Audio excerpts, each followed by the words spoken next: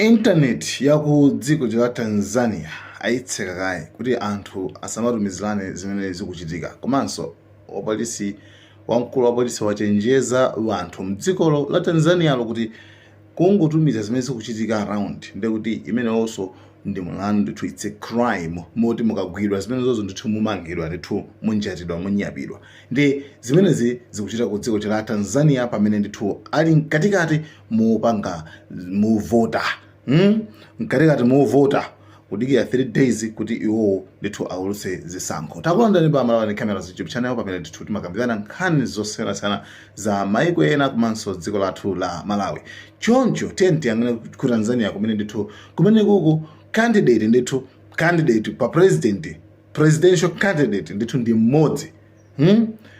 Papalo tipepa pajapo iniyo ndi makasankha kuti achakwera apita Mutharika andani Kabambe Bakili Muluzi onse mmachita kusankha line. Komano ku Tanzania pano panthu pali president mmodzi yekha basi.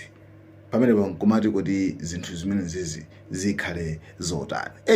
Iyeyu tu chimene adachita chake nchino kuti anthu ambiri makamaka amene ndithu ali ku opposition makamaka pali zipani ziwiri zikulu zimene zinali mu opposition ndithu mmodziyo anamugwira pano adale pano ali kundende akuyankha mlandu wa treason akuti iyeyo ndithu amafuna kulanda boma. Wenayonso anampanga disqualify. Choncho ndipo anthu ako opposition zipani za ku opposition zambiri ndithu anaziletsa kuti sizingapanga nawo contest, sizingapikisane nawo ndithu mu mpikisano umene ofuna kutenga president. Ndiye mayi amene ndithu wayesetsa. Komano remember chabe kuti ku Tanzania pano kuyambira even 2019 kukafika pakadali pano ndithu nkhani yopangana ma abduction, kumuba munthu, kumuzembetsa, kumusowetsa imene ndithu yachulukira more than 200 cases. Milandu pakana kupitira 200 cases. Anthu kumangosowa basi. Mpakana UN ndithu anachenjeza Samia Suluhu Hassan, amayi amene ajawo Suluhu Hassan kuti yayi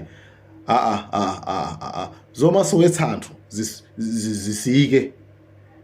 Zomasowetsa anthu, zomaba anthu kwa anthu zisiyike zimenezo ndithu bwino. Imagine kungambira mu April mwaka mbokafika pano ndithu ma cases okwana 83.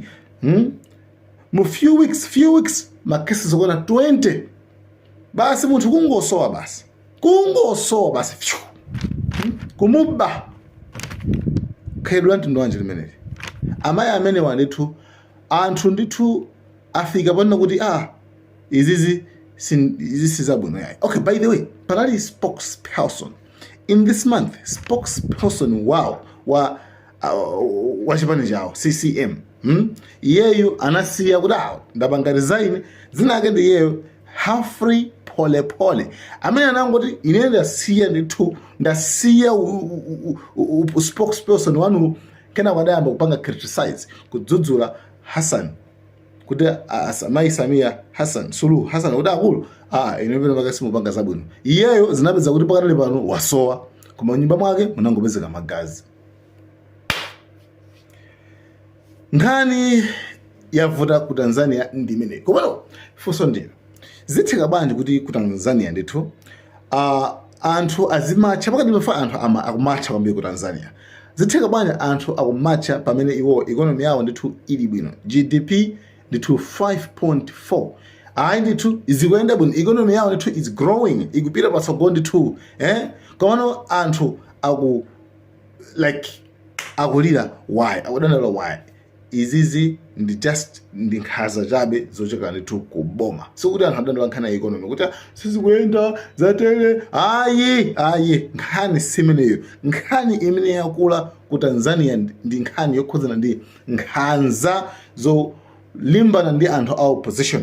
Mwina for example Samia Suluhu Hassan mwina amayi amenewa anakangowasiya anthu wakuti tendipikisane anakathekabe bwinobwino mwina kuwina palibe vuto lililonse chifukwa economy sikuti ili bad. Economy ndithu ili bwinobwino ndithu no problem. Koma I don't know kuti why iwowa apeza kuona kuti akungotenga anthu akungophanthwa akungowabantu mwina chifukwa kuti amayi amenewa polo president umwina. Of course this will be the first time kakhala koyamba yokulowa pa ballot paper foti president umene adautengawa ndi president umene udangochitika chifukwa chano analowa chifukwa kuti president Magufuli Malemu Magufuli atamwalira iwo anali ngati vice president kenako anangolowa. By the way, I think she's 64 or something. Zaka zake nde anangolowa president ucha basi mamwe ayichoncho ndithu chifukwa wina wake wamwalira. Komano zimene akupanga apazi wina aliyense sopano wayamba kuwada kuti ino kodi zikukhala bwanji. By the way, lero news ya pano pani lero ena kuona kuti akuti amene ndi apolisi amene mwamkulu wa polisi walengeza news ya lero anakuti palibe wina aliyense amene angatuluke nyumba mwake kukapanga mademo chifukwa amene angatuluke amene timuthanayi timuombera. By the way, anthu ena ndithu aombedwa kale chifukwa anthu ndithu anapita kukaphwanya even polisi ku Nelson Mandela Road kunsewu amene kuli nsewu wina amene kuti Nelson Mandela Road anakaphwanya polisi ndithu aphwanya ayitekeza. By the way, apolisi atabwera yaende zawo zija fans ndithu inatengaso milandu ndikuyamba kwa agenda mpaka nafika poti iwaja salenda. Ma information ambiri ochoka ku Tanzania sizikubwera mmene zifuna zikuyenera kuti zikhalike chifukwa one pali zinthu ziwiri. One pali threat pali chiopsezo kwaopseza kwambe kuti papanga muthize mulidwe athu, right? Two, ndoti internet cut adula internet chakuti akuti ndithu zinthu zisafalikire zisapite ukunduku. Amene ndithu ndi mavuto amene ali kumene koko zimene zikuchitika pa nthawi imene ndithu anthu akuvota, anthu akuona zoti akolo do you think ife tambe kuvotizivota komanso why kononga mapepala ovotera president pali president mmodzi yekha? Why wanonga mapepala ku Malawi?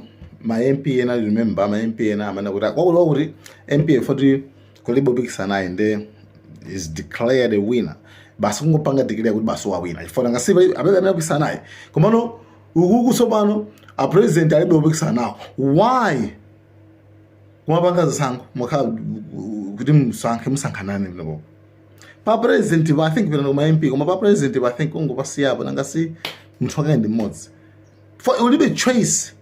You've got no choice. They didn't give you a choice to choose. Ndizimene zafuta kwambiri ku dziko limene la Tanzania. Ndi ma update tiyo kupasitsani benibe mobe chifukwa chano kuti siku libwino and the internet atsekanso and kupanga publish zinthu zimene zonso ndithu it's a crime mine kuti tu akuletsa. Guys, thank you so much. Malawian Cameras.